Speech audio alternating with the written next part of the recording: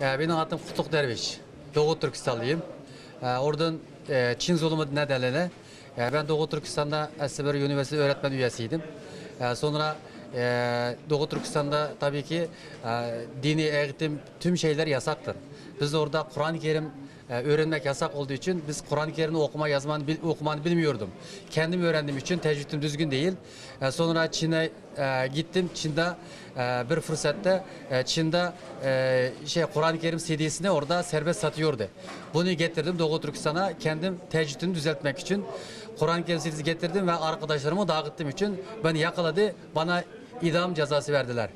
Akrabalarım bana birçok rüşvet toplamış. Rüşvet verdikten sonra beni 18 sene indirdi. Sonra gene rüşvet verdikten sonra 5 sene sonra dışarı çıktım. Kaçmak zorunda kaldım.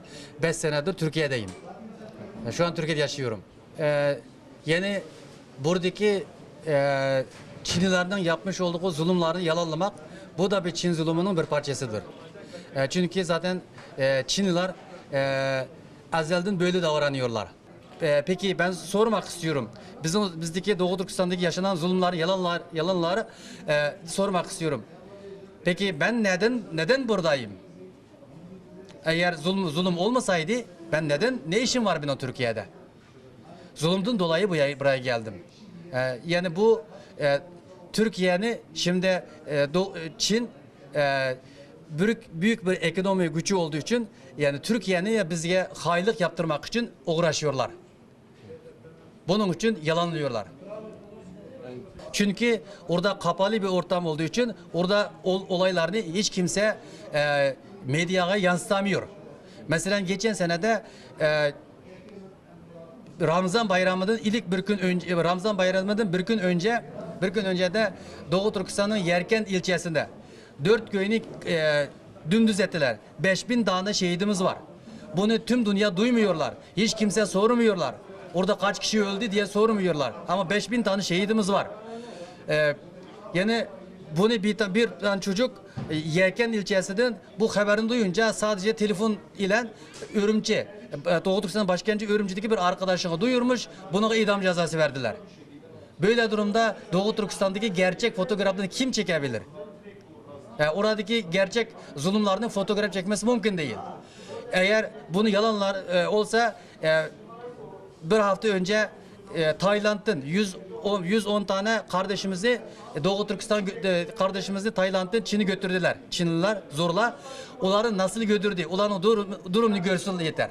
Ama Doğu Türkistan'da Çinliler gecede geliyor, oğlunu götürüyor, öldürüyor. Polisler cesedini bile vermiyor. Babası diyor ki sus. Komşunu bile duyurmayacaksın. Eğer komşun bile duysa biz seni de götüreceğiz diyor. Babası ağlıyor. Başkaları soruyor neden ağlıyorsun? Diyor ki benim oğlum para kazanmak için paranın peşine düştü. Gitti daha henüz gelmedi onun için ağlıyorum diyor. Yani bizi gecede götürüyor. Öldürüyorlar. Cesedini yapmış olduğu zulümler hepsi gizli. Buradan ben bu zulüm yalanlayanlar ve bu zulüm konusunda konuşanlara ben seslenmek istiyorum. Ben onlara tavsiyelerim var. Eğer siz Doğu Türkistan konusunda bize bir şey demek isterseniz ilk önce insan olun. Sonra Müslüman olun. Sonra Uygurca öğrenin. Sonra Çince öğrenin. Gidin Doğu Türkistan'da 5 sene bu kimlik ile Müslüman kimliğinizde 5 sene yaşayın. Gelin ne desiniz ben inanacağım. Yani en son mesajım Türkiye'deki kardeşlerimizin bu yalanlara inanmamasını tavsiye ediyorum. Doğu Türkistan'daki biz Müslümanız. 40 milyon Uygur Türk Müslümanı var. Bu ümmetin bir parçasıdır. Doğu Türkistan'daki zulüm yani ümmetin başına gelen zulümdür. Çünkü Çin Komünist Partisi bu kafirdir. Yani Allah düşmanıdır. Peygamber sallallahu aleyhi ve sellem düşmanıdır. Müslüman düşmanıdır. Din düşmanıdır. Onun için yani onlarını bizi savunma yerine onların savunanlara ben üzülerek söylüyorum kardeşlerimiz aklına gelsin.